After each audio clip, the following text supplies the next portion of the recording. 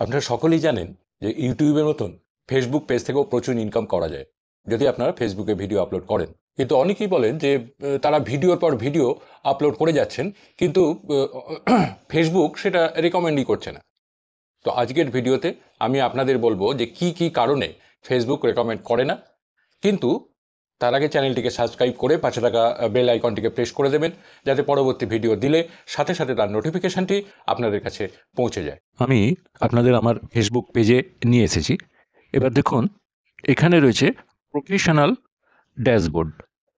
এই যে professional dashboard, এইখানে ক্লিক করবেন। আমি ক্লিক করলাম।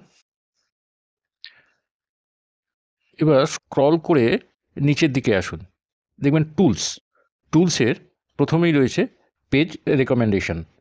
এই যে এইটাতে ক্লিক করবেন। এবার দেখুন পেজ রেকমেন্ডেশনে এই যে প্রথমেই যে ব্যাচটা রয়েছে সবুজ ব্যাচ, এটা যদি সবুজ ব্যাচ থাকে তাহলে কোনো প্রবলেম নেই, কিন্তু এই ব্যাচটাই যদি ইয়েলো বা হলুদ হয় তার মানে হচ্ছে আপনার পেজে কোথাও কিছু প্রবলেম রয়েছে বা প্রবলেম হচ্ছে, যার কারণে ফেসবুক আপনার পেজকে রেকমেন্ড করছে না। আপনাকে সেটা দেখতে হবে যে প্রবলেমটা কোথায় হচ্ছে এবং সেটা ঠিক করিয়ে এই ব্যাচটাকে ইয়েলো থেকে গ্রিনে নিয়ে আসতে হবে।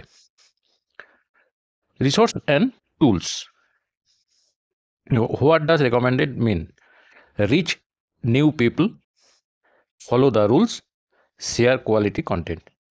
Reach new people. We are suggesting you to people that don't follow you yet but might like your content. We will show both your page and recommendable content to people.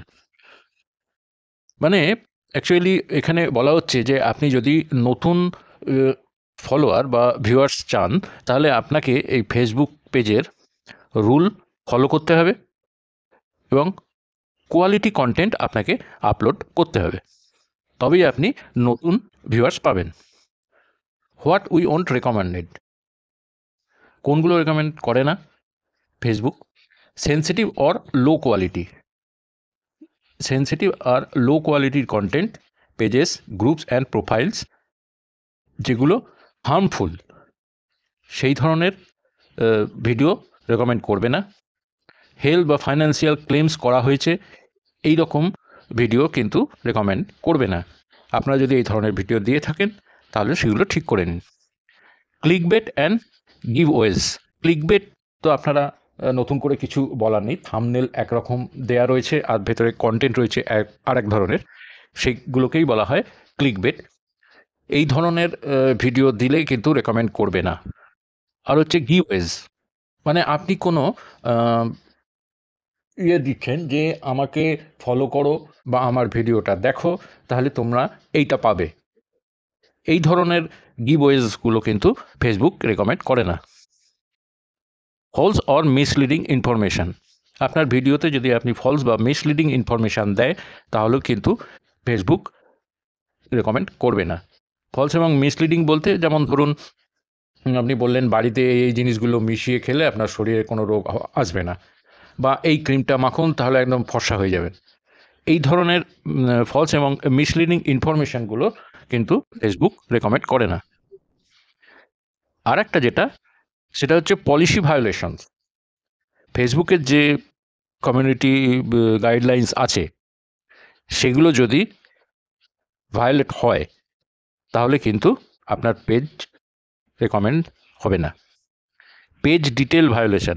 Page detail violation বলতে আপনার পেজে যেখানে আপনার details দিচ্ছেন সেই জায়গায় যদি violet হয় তাহলে রেকমেন্ড হবে না। যেই ধরনের টপিকসগুলো ফেসবুক রেকমেন্ড করে না সেই ধরনের টপিকস কিন্তু দিলে কোনো দিনই রেকমেন্ডেশন হবে না, ফেসবুক করবে না। আর একটা যেটা, সেটা হলো আপনাদের জানিয়ে রাখি, ধরুন আপনার শুরুতেই যেটা দেখিয়েছিলাম যে সবুজ ব্যাচ এবং হলুদ ব্যাচ।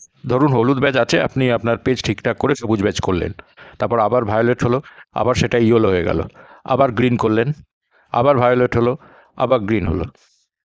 এইরকমভাবে যদি হয়, বারবার যদি ভায়োলেট হয় পেজ, তাহলে কিন্তু আপনার পেজ রেকমেন্ড কোনো দিনই হবে না।